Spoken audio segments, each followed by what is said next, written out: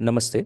BAMS pass out होने के बाद जो स्टूडेंट्स को आयुर्वेदिक प्रैक्टिस करनी होती है, वो लोग एक कोर्स के एडमिशन के बारे में बहुत देर से राह देखते रहते हैं। जी हाँ, मैं राष्ट्रीय आयुर्वेद विद्यापीठ द्वारा जो सर्टिफिकेट कोर्स ऑफ राष्ट्रीय आयुर्वेद विद्यापीठ CRAV के बारे में बात कर रहा हूँ। उसी के बारे में जानकारी देने के लिए यह वीडियो बनाया जा रहा है। तो राष्ट्रीय आयुर्वेद विद्यापीठ दिल्ली द्वारा CRAV एडमिशन 2026-27 का आधिकारिक नोटिफिकेशन जो है वो जारी हो चुका है, जिसकी एग्ज़ाम जो है वो 25 जनवरी 2026 को आयोजित होनी है। तो नोटिफिकेशन क्या है, एडमिशन नोटिस क्या है, वो हम डिटेल में यहाँ पे देखेंगे। आप देख सकते हो इस प्रकार का नोटिफिकेशन आपको RAB के वेबसाइट पर भी मिलेगा। वहाँ पे उन्होंने कहा है कि रिटर्न टेस्ट ऑन 25 जनवरी 2026 को, और उसके लिए एग्ज़ाम सेंटर्स भी उन्होंने बता दिए कि नई दिल्ली, जयपुर, वाराणसी, अहमदाबाद, पुणे, बेंगलोर, थ्रिसुर, इस प्रकार के आपके एग्ज़ाम सेंटर होंगे। और इसके बारे में डिटेल जानकारी जो है वो आपको www.ravdelhi.nic.in इस वेबसाइट पर मिलने वाली है। एक चीज़ आपको यहाँ पे ध्यान में रखनी है कि यहाँ पे जो फॉर्म आप एप्लीकेशन फॉर्म भरने वाले हो, वो आपको ऑनलाइन गूगल फॉर्म तो भरना है, लेकिन उसके साथ साथ आपको बाय पोस्ट एप्लीकेशन फॉर्म भेजना है। तो यहाँ पे दोनों रिक्वायरमेंट है, ऑनलाइन गूगल फॉर्म भी भरना है और बाय पोस्ट जो RAB ने एप्लीकेशन फॉर्म दिया है नोटिफिकेशन में वो पूरा भर के आपको भेजना है। तो वो फॉर्म किस प्रकार का है वो भी हम यहाँ पे देखेंगे। तो एप्लीकेशन फॉर्म देखते हैं। इस प्रकार का एप्लीकेशन फॉर्म राष्ट्रीय आयुर्वेद विद्यापीठ ने जारी किया है, जिसमें आपको आपकी फ़ोटो यहाँ पे पेस्ट करनी है। फिर जाके आपको कौन से सेंटर एग्ज़ाम के लिए कन्वीनियंट है उसके ऊपर आपको टिक करना है। इसमें आप 1 2 3 इस प्रकार से भी लिख सकते हो कि प्रेफरेंस आपको सबसे पहले समझो नई दिल्ली को देना है, फिर पुणे को देना है, फिर त्रिशूर को देना है। तो इस प्रकार से आप 1 2 3 यहाँ पे लिखना है आपको। फिर जाके आपको आधार नंबर, पैन नंबर, आपका पूरा नाम, आपकी माताजी का नाम, पिताजी का नाम, जेंडर वगैरह ये सारी चीज़ें यहाँ पे फिलअप करनी है। इसके बाद में आपको डेट ऑफ बर्थ डालना है। डेट ऑफ बर्थ इसलिए इम्पोर्टेंट है क्योंकि अगर खुले प्रवर्ग से अगर आप अप्लाई कर रहे हो तो 30 साल तक ही आप अप्लाई कर पाओगे। अगर आपकी उम्र 30 साल से ऊपर है तो आप अप्लाई नहीं कर पाओगे। इसके बारे में डिटेल आगे बताया गया है, वो भी हम यहाँ पे देखने वाले हैं। इसके बाद में आपको अगर एज रिलैक्सेशन की ज़रूरत है तो वो किस लिए, अगर आपकी कैटेगरी अलग है तो वो आपको यहाँ पे टिक करना है, यस और नो, वहाँ पे आपको आंसर लिखना है। और एक चीज़ यहाँ पे RAB द्वारा स्पष्ट की गई है कि candidate have to submit their caste certificate which is approved only by government of India. तो ये चीज़ आपको अच्छी तरह से ध्यान देनी है। और अगर आप कोई स्पॉन्सर्ड कैंडिडेट हो, मतलब medical officer, permanent medical officer हो, तो आपको, आप जहाँ पे मेडिकल ऑफिसर हो उस संस्था के आपको NOC लाना यहाँ पे ज़रूरी है। इसके बाद में आपको प्रेजेंट एड्रेस यहाँ पे देना है, परमानेंट एड्रेस देना है, ईमेल आईडी, मोबाइल नंबर, ये सारा भर के आपको सबमिट करना है, लिखना है यहाँ पे। इसके बाद में आपको एकेडमिक क्वालिफिकेशन यहाँ पे लिखनी है। इंटर्नशिप आपकी कब कंप्लीट हुए है उसकी तिथि यहाँ पे लिखनी है। रजिस्ट्रेशन नंबर और उसका साल यहाँ पे लिखना है।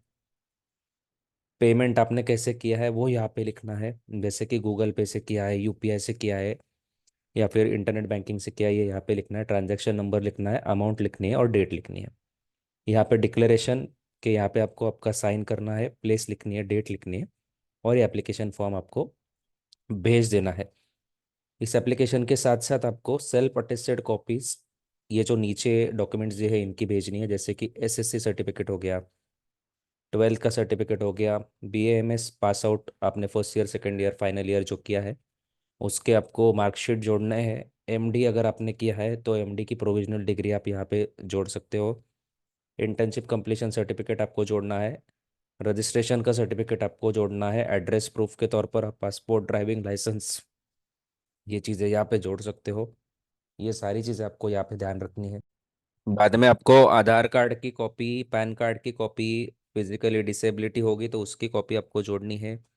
आपकी कास्ट सर्टिफिकेट आपको यहाँ पे जोड़नी है। पेमेंट रिसिप्ट भी आपको जोड़नी है। इसके साथ साथ एक और चीज़ यहाँ पे बताई गई है कि आपको ऑनलाइन जो गूगल फॉर्म आपने भरा है उसका भी आपको प्रिंट आउट लेके यहाँ पे जोड़ना है। तो ये गूगल फॉर्म कहाँ पे दिया है वो हम सबसे पहले देख लेते हैं। तो RAB की वेबसाइट जो मैंने आपको बताई थी उसका अगर आप डालते हो वेबसाइट तो इस प्रकार का वेब पेज ओपन हो जाएगा। यहाँ पे जाके आपको एडमिशन टू कोर्सेज पे क्लिक करना है। फिर जाके आपको ये CREV छात्रों के प्रवेश हेतु विज्ञापन शैक्षणिक सत्र 2026-27 की हेडिंग मिलेगी। उसके अंतर्गत आप देख पाओगे कि एडवर्टीजमेंट का प्रोस्पेक्टस वगैरह यहाँ पे क्लिक करोगे तो आपको मिलेगा। नीचे अगर आप देखते हो तो click here for Google form दिया गया है। यहाँ पे अगर आप क्लिक करते हो तो गूगल फॉर्म की लिंक यहाँ पे ओपन हो जाएगी।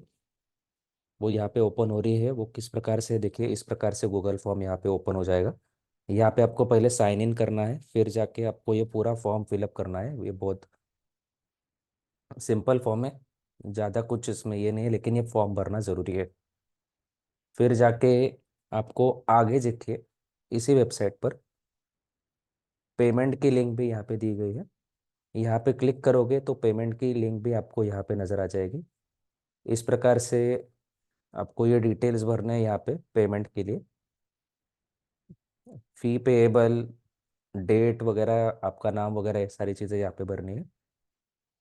और फिर जाके आपने पेमेंट भरा है उसका आपको अगर चेक करना है पेमेंट स्टेटस, तो आप यहाँ पे भी आपका पेमेंट स्टेटस भी चेक कर सकते हो।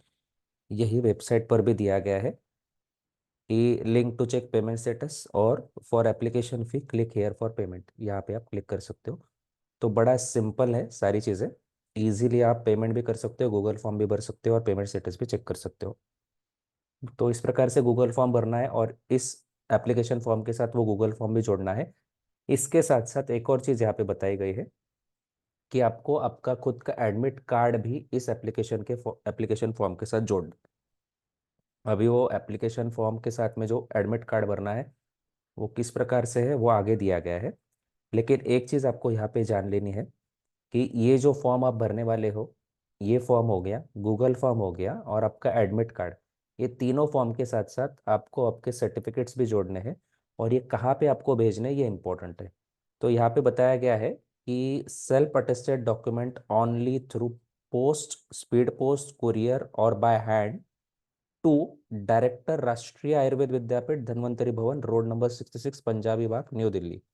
यहाँ पे आपको ऑन और बिफोर 15 जनवरी 2026, इससे पहले आपको भरना है। इससे पहले न्यू दिल्ली में आपका एप्लीकेशन फॉर्म जाना चाहिए, तो ही आप इस एग्जाम के लिए एलिजिबल हो जाओगे।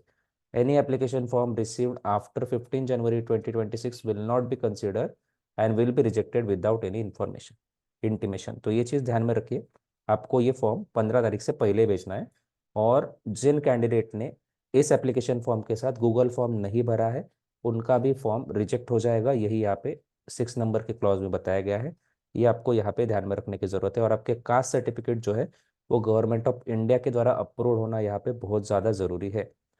और एक चीज़ मैंने आपको बताई थी कि candidate have to send their admit card along with application form containing the personal details except application number, roll number और एग्जामिनेशन सेंटर, क्योंकि ये सारी चीज़ें RAV आपको प्रोवाइड करने वाला है। तो इस प्रकार का आपका एडमिट कार्ड है।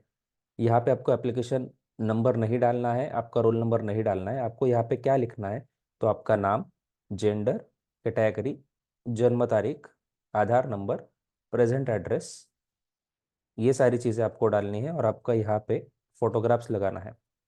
नीचे यहाँ पे परीक्षा केंद्र RAV आपको प्रोवाइड करने वाला है, ये आपको ध्यान में रखना है। और ये भी आपको RAV को बाय पोस्ट ही भेजना है। आगे जाके कुछ इंस्ट्रक्शन दी है, इसमें भी नॉर्मल इंस्ट्रक्शन है जो हर एक एग्जाम में होती है। तो यहाँ पे स्पेसिफिकली बताया गया है कि कैंडिडेट मस्ट ब्रिंग हिज और her own ball pen, blue या फिर ब्लैक, आप कोई भी बॉल पेन ले सकते हो। और ये एग्जाम किस प्रकार की होने वाली है, तो यहाँ पे 100 MCQ आपको पूछे जाने वाले हैं बेस्ड ऑन BAMS सिलेबस। तो BAMS सिलेबस के ऊपर बेस्ड 100 MCQ आपको पूछे जाएंगे। Each question carry 1 mark. और ड्यूरेशन ऑफ एग्जाम कितना रहने वाला है, तो 1 घंटा 40 मिनट। तो 1 घंटा 40 मिनट यहाँ पे ड्यूरेशन है, तो मतलब एक क्वेश्चन के लिए 1 मिनट है। और यहाँ पे निगेटिव मार्किंग नहीं होने वाली है, तो आप हर एक क्वेश्चन यहाँ पे अटेम्प्ट कर सकते हो। ये चीज़ आपको ध्यान में रखनी यहाँ पे ज़रूरी है। इसके बाद में एक और चीज़ यहाँ पे बताई गई है कि नो स्क्रूटिनी और revaluation of answer book of the entrance test shall be allowed on any ground. तो रीवैल्यूएशन या फिर स्क्रूटिनी नहीं होने वाली है, ये भी चीज़ आपको याद रखनी है। इसके बाद में प्रोस्पेक्टस दिया गया है। ये प्रोस्पेक्टस आप वेबसाइट पर पढ़ सकते हो, बहुत बड़ा ये प्रोस्पेक्टस है। इसमें डिटेल बताया गया है किस किस प्रकार से एग्जाम होती है, आरएवी कोर्स किस प्रकार का है, आपको कौन से गुरु चुनने हैं, ये सारी चीज़ें यहाँ पे दी गई है। आप वेबसाइट पर ये डिटेल देख सकते हो। एक ही चीज़ ध्यान में रखिए कि ये जो कोर्स के लिए आप अप्लाई करने वाले हो, इसके लिए आपको स्टाइपेंड भी दिया जाने वाला है। तो वो स्टाइपेंड कितना है, ये चीज़ इंपॉर्टेंट है यहाँ पे। तो वो स्टाइपेंड 56,477 पर मंथ है। इसके बाद में ये कोर्स का ड्यूरेशन कितना है, तो 1 साल है। एज लिमिट 30 साल बीएमएस स्टूडेंट्स के लिए, और 32 ईयर्स जिनका पीजी हुआ है, इनके लिए एज लिमिट 32 है। और कैटेगरी के लिए 5 ईयर का रिलैक्सेशन भी यहाँ पे दिया गया है। तो ये सारी चीज़ें आपको यहाँ पे ध्यान में रखनी। एक चीज यहाँ पे आरएबी ने बहुत स्पष्ट कर दी है कि the student must understand that CRAB course is an education and training course and not a job और employment. Therefore the stipend should not be considered as salary. तो 12 महीने के लिए आपको ये सिर्फ स्टाइपेंड प्रोवाइड होगा, ये सैलरी नहीं है। एलिजिबिलिटी मैंने जैसे आपको बताया बीएमएस है, जो कि एनसीएसएम एक्ट 2020 के तहत आपका बीएमएस सर्टिफिकेट होना जरूरी है। पीजी किया है तो अच्छा है, आपके लिए 2 ईयर्स का यहाँ पे रिलैक्सेशन दिया है। और कैटेगरी से बिलोंग करते हो तो 5 साल का यहाँ पे रिलैक्सेशन दिया गया है। इसके साथ साथ यहाँ पे बताया गया है कि अपर age limit will be 35 years for government sponsor candidate permanent medical officers working in central और स्टेट गवर्नमेंट। ये चीज़ ध्यान में रखिए, अगर आप मेडिकल ऑफिसर हो सेंट्रल गवर्नमेंट में या फिर स्टेट गवर्नमेंट में, तो भी आप इसके लिए अप्लाई कर सकते हो, अगर आपकी आयु 35 ईयर्स के अंदर है तो। ये चीज़ आपको यहाँ पे याद रखनी जरूरी है। बाकी के इंस्ट्रक्शन जैसे कि 15 तारीख से पहले आपका फॉर्म पहुंचना चाहिए। एग्जामिनेशन फीस यहाँ पे स्पेसिफाई कर दिए गए हैं। जनरल कैटेगरी के लिए 2,000 प्लस 18% जीएसटी, मतलब 2,360। जनरल कैटेगरी के लिए, पीएच के लिए, ईडब्ल्यूएस और ओबीसी कैंडिडेट के लिए, और एससी एसटी कैंडिडेट के लिए 1,000 प्लस 18% जीएसटी, मतलब 1,180 उनको पेमेंट करना है। और ये पेमेंट का रिसीट भी आपको वहाँ पे एप्लीकेशन फॉर्म के साथ देना है। ये चीज़ याद रखिए कि candidate must attach payment receipt with application form. Very important ये चीज़ है, आपको बोलना नहीं है। और those who have already completed CRAV course can not apply again, मतलब एक बार उन्होंने सीआरएवी कर लिया है, वो फिर से मुझे सीखना है ऐसा कह के फिर से अप्लाई नहीं कर सकते हैं। ये चीज़ आपको याद रखनी है। और ये गुरु शिष्य परंपरा के अंतर ही होता है, तो आपको उसके रूल्स फॉलो करना यहाँ पे ज़रूरी है। और एक मेजर थिंग यहाँ पे बता दी गई है कि एक बार आपने पास कर लिया सीआरईवी एग्जाम, फिर जाके आपको जब गुरु चुनना होता है, तो वो गुरु जो है वो आपके रेसिडेंस के 250 किलोमीटर दूर होना चाहिए। मतलब आप मुंबई के हो और आपने मुंबई का ही गुरु चुना है, ऐसा नहीं हो सकता है। आप दिल्ली का हो और आपने मुंबई का गुरु चुना है, तो आपको वो गुरु अलॉट हो सकता है। लेकिन ये चीज़ यहाँ पे स्पेसिफाई कर दी गई है कि 250 किलोमीटर डिस्टेंस के ऊपर ही गुरु का जो क्लिनिक है, हॉस्पिटल है, वो होना यहाँ पे ज़रूरी है। और कहा गया है कि once allotted the guru, the transfer from one training centre to another training centre would not be entertain in any case. तो ये चीज़ आपको यहाँ पे ध्यान में रखनी यहाँ पे ज़रूरी है। 250 किलोमीटर वाला ये जो क्राइटेरिया है वो इम्पोर्टेंट है। और आपके एग्ज़ाम सेंटर्स की बता दिए गए हैं कि न्यू दिल्ली, जयपुर, वाराणसी, अहमदाबाद, गुजरात, पुणे, बेंगलोर, त्रिशूर, ये सारे हैं। इसके बाद में अगर आपका सिलेक्शन हो जाता है तो इसके बाद में आपको 100 रुपये के बॉन्ड पेपर पर नोटरी करके फिटनेस सर्टिफिकेट सबमिट करना यहाँ पे ज़रूरी है। ये यहाँ पे स्पेसिफाई कर दिया गया है।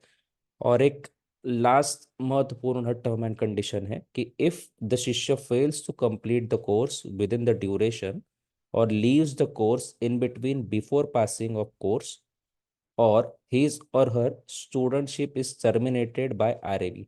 अगर आप किसी कारणवश ये 12 महीने का कोर्स नहीं कर पाते हो, आप बीच में ही छोड़ के जाते हो, तो आपकी स्टूडेंटशिप टर्मिनेट की जाएगी।